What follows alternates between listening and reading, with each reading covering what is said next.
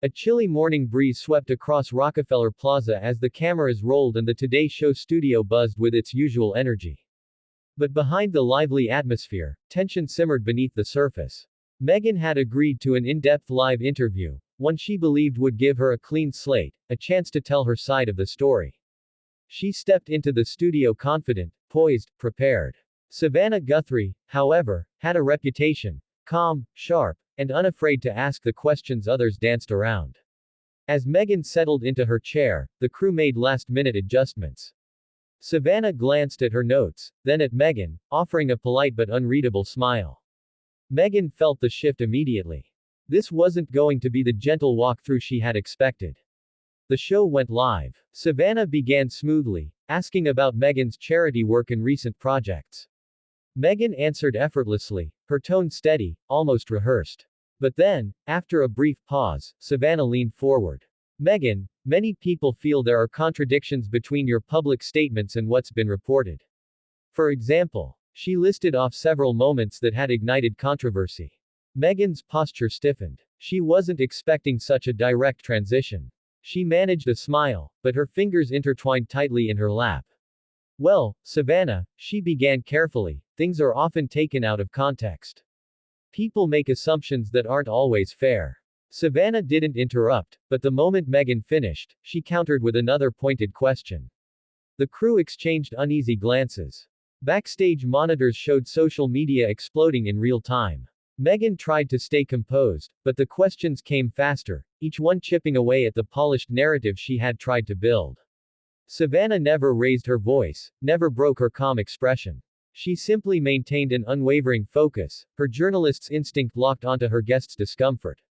Then came the moment that sparked the clash. Savannah asked, "Do you accept any part of the responsibility for the public backlash you receive?" The question hung in the air like a blade. Meghan blinked, momentarily stunned. She opened her mouth, closed it, then finally responded with a strained smile. "I think people often project their expectations onto me. I can't control that." Savannah tilted her head slightly. "So, no responsibility at all." That did it. A subtle flush crept up Meghan's neck. Her voice sharpened. "I'm doing my best. I can't be held accountable for narratives created by the media." "But," Savannah said softly, "aren't you also part of that media ecosystem now? Through interviews, books, documentaries." The studio fell silent. Cameras zoomed in. Meghan's eyes flashed with irritation she couldn't fully hide. She looked away for a moment, regaining her breath, but the damage had been done. Her frustration was visible to millions watching live. Trying to salvage control, she attempted humor. "Savannah, you came prepared, didn't you?" Savannah smiled politely. "It's my job." The audience laughed, not cruelly, but genuinely amused. Yet for Meghan, the laughter felt like it was directed at her, not the moment. Her expression tightened. She answered the next question flatly. "I think we're focusing on the wrong things." Savannah nodded, still composed. "Maybe. But these are the questions people want answers to." Meghan inhaled sharply. "Or maybe the questions people think they want answers to, because they've been fed a particular image." Savannah raised an eyebrow. "Are you saying viewers are misinformed?" Meghan hesitated, any answer would corner her further. Before she could respond, Savannah gently redirected. "Let's move on." It was subtle, but everyone could see it. Savannah had taken back control of the interview, and Meghan's irritation was now part of the show. As the segment neared its end, Savannah asked one final, deceptively simple question. "What do you hope people understand about you after today?" Meghan exhaled slowly. This was her chance to repair the moment.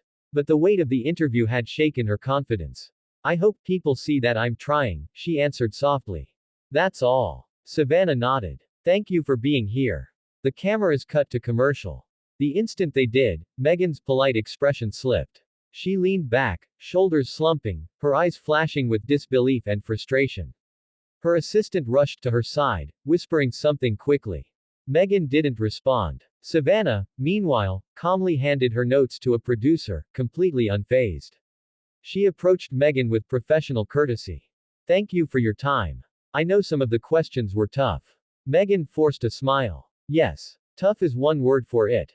Savannah didn't react. "Safe travels," she said, then walked away. Meghan watched her leave, her pulse still pounding. She had been interviewed hundreds of times, but never had she walked away feeling so exposed, so outplayed. Backstage, crew members whispered. Viewers online debated. Clips circulated within minutes. Commentators weighed in instantly. Some said Savannah had been too harsh. Others said Meghan had avoided responsibility. But almost everyone agreed on one thing: the clash was unforgettable. As Meghan exited the building, cameras waited outside. Flashing lights erupted as she stepped onto the sidewalk.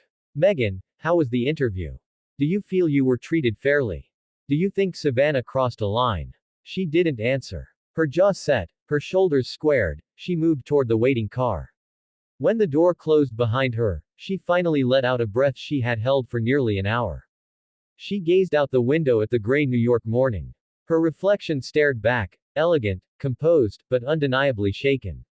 For Savannah, it was just another interview.